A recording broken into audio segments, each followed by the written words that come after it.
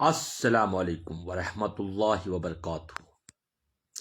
جلتا رہا چراغ کی مانند ہر طرف، جلتا رہا چراغ کی مانند ہر طرف، بجھنا میرا خدا کو منظور بھی نہ تھا، اس نے کسی مقام پہ بجھنے نہیں دیا، وَتُعِزُّ مَن تَشَاءُ وَتُذِلُّ مَن تَشَاءُ۔ میری قوم کے نوجوانوں، بزرگوں، آج دل کی گہرائیوں سے ایک بات کہنا چاہتا ہوں۔ الحمدللہ رب العالمین۔ کیا خوبصورت اعلان ہے اللہ تبارک و تعالیٰ کا۔ یہ رب صرف میرا یا آپ کا نہیں، یہ رب العالمین ہے، یعنی یہ 850 کروڑ انسانوں کا رب ہے، جو سب کو روزی دیتا ہے، سانس دیتا ہے، اور جس نے وعدہ کیا ہے کہ جو محنت کرے گا، جو سوچے گا، جو عقل کا استعمال کرے گا، اللہ اسے بلندیوں پر لے جائے گا۔ لیکن افسوس، ہماری قوم نے عقل کو زنجیر میں جکڑ کر رکھا ہے۔ ہم اپنی محنت کو تقدیروں میں، شادیوں میں، برانڈڈ کپڑوں میں اور فالتو نمود و نمائش میں دفن کر دیتے ہیں۔ ہم وہ قوم بن گئے ہیں جو علم پر نہیں، دکھاوے پر فخر کرتی ہے۔ ذرا غور کر کے سوچے، اگر شادی پر آپ نے 40 لاکھ بچا لیے اور وہی 40 لاکھ آپ نے اپنے 4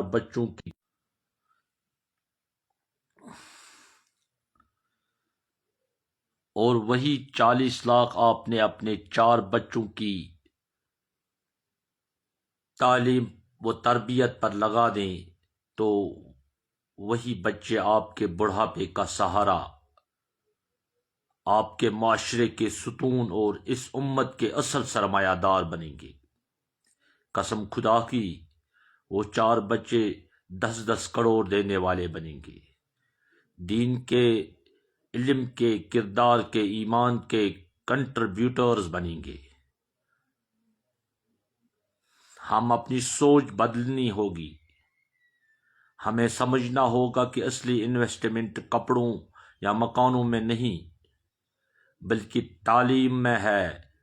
قرآن کہتا ہے، کیا وہ برابر ہو سکتے ہیں جو چاہتے ہیں؟ کیا وہ برابر ہو سکتے ہیں جو جانتے ہیں اور جو نہیں جانتے؟ ہمیں اپنے بچوں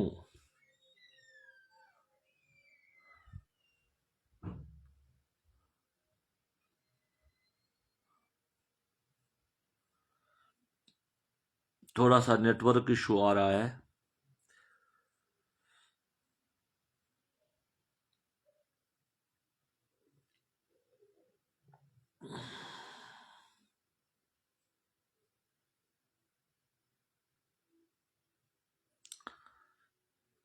ہمیں اپنی سوچ بدلنی ہوگی۔ ہمیں سمجھنا ہوگا کہ اصلی انویسٹمنٹ کپڑوں یا مکانوں میں نہیں ہے بلکہ تعلیم میں ہے۔ ہمیں اپنے بچوں کو علم کا زیور دینا ہوگا، ان کے ہاتھ میں کتاب دینی ہوگی، نہ کہ سمارٹ فون۔ ان کے ذہن میں خواب جگانے ہوں گے، نہ کہ صرف خواہش۔ کسی شاعر نے کہا ہے، محنت سے تیرا رشتہ کبھی ٹوٹ نہ جائے، محنت سے تیرا رشتہ کبھی ٹوٹ نہ جائے، جب تک یہ دھڑکن ہے امید نہ جائے۔ میرے سامعین کرام، ہمیں کامچور نہیں بننا، ہمیں کنٹریبیوٹر بننا ہے۔ یہ زمین ان لوگوں کی نہیں جو صرف جیتے ہیں، یہ ان لوگوں کی ہے جو کچھ دے کر جاتے ہیں۔ ہمیں دینا ہے اپنے علم سے، اپنے اخلاق سے، اپنے کردار سے۔ رسول اللہ صلی اللہ علیہ وسلم سے بڑا کنٹریبیوٹر اس زمین پر کوئی نہیں آیا ہے۔ انہوں نے اپنی زندگی کے ایک ایک لمحے کو امت کے لیے وقف کیا تھا۔ ہمیں بھی اسی راستے پہ چلنا ہوگا۔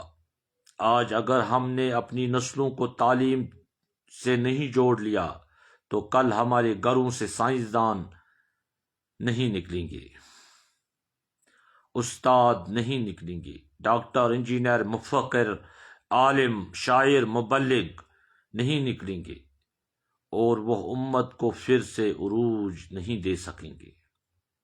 لیکن اگر ہم نے یہی حال رکھا تو آنے والی نسلیں ہمیں معاف نہیں کریں گے۔ وہ کہیں گے ہمارے باپ دادا نے شادیوں میں پیسے تو اڑا لیے اور ہمیں جہالت کا ورثہ دے دیا۔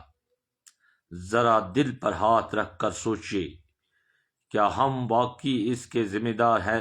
نہیں۔ کسی نے خوب کہا ہے، تعلیم اگر مقصد ہو تو نسلیں بدل جاتی ہے۔ تعلیم اگر مقصد ہو تو نسلیں بدل جاتی ہے، ورنہ زیور اور کپڑے بدلنے میں قومیں نہیں بدلتی۔ میری قوم کے نوجوانوں، اٹھو، خواب دیکھو، محنت کرو اور اللہ تمہارے ساتھ ہے۔ جو علم کے راستے میں نکلتا ہے اس کے قدموں تلے جنت بچھا دی جاتی ہے۔